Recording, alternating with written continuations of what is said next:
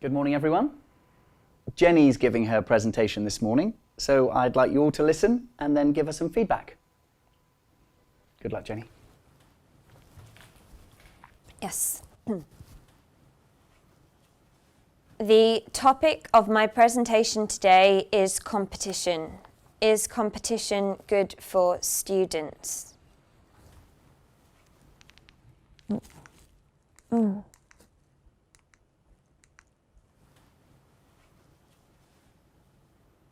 I would like to start by pointing out that today students are obliged to compete a lot. There are class tests, exams, sports competitions at school almost every week.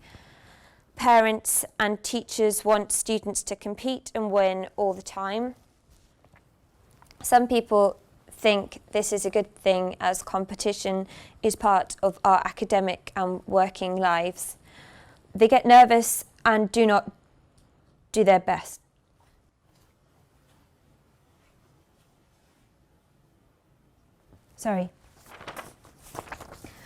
Competition is part of our academic and working lives.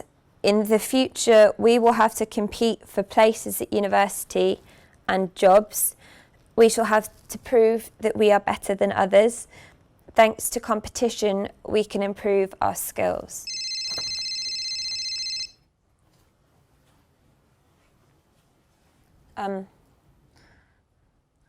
But other people do not agree that competition has a positive effect on students.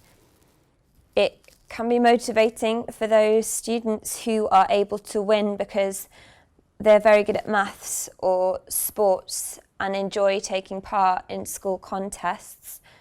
However, there are some students who are just not good at competing. When they have to take exams, they get nervous and do not do their best. They often forget things which normally they would remember. Losing in competitions can cause them to feel less talented than others and less confident. That is why it is certainly not encouraging for them. It is also important for children to learn to cooperate. Experts say that it is better to compete with ourselves rather than with other people. As we all know, in our future lives, we shall have to work in teams, and then it will be important for us to work together. Competition in a team is not a good thing because we end up fighting. I'm going to have to stop you there, I'm afraid, Jenny. Your time is up. Any comments?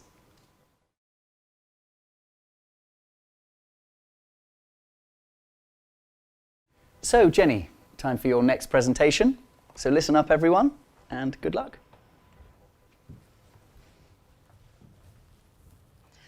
Today, I'd like to talk about the question, should students take a break before going to university? Let me begin by saying that lots of students go straight to university when they finish secondary school. It's expected, it's normal, it's what their parents did and what most of their friends are planning to do. But just because everyone else does something, that doesn't necessarily mean it's right for you, does it? Imagine we all do the same as everyone else. That sounds very boring, doesn't it? So let's have a look at the pros and the cons. Yes, of course, there are lots of reasons why going straight to university is a good idea. Firstly, you're used to studying. When you're a student, you develop useful study skills. For example, you learn how to manage your time, make notes, and remember things best. If you like, we're in the learning zone, and if we take time off, it may be harder to get back into studying habits. It might even be more difficult to actually get a place at university. Secondly, if you finish education earlier, you can start your career earlier. That's got to be a good thing. However, some students decide to take a break for a year and travel to other countries to do some part-time work. For example, my brother took a year's break and worked in Australia. He picked oranges. He loved it. He met some great people and saw lots of beautiful places. And he earned some money to help support himself at university.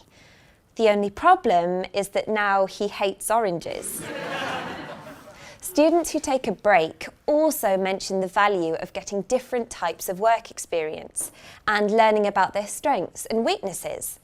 They become more responsible and mature so that when they return to studying, they have a better attitude.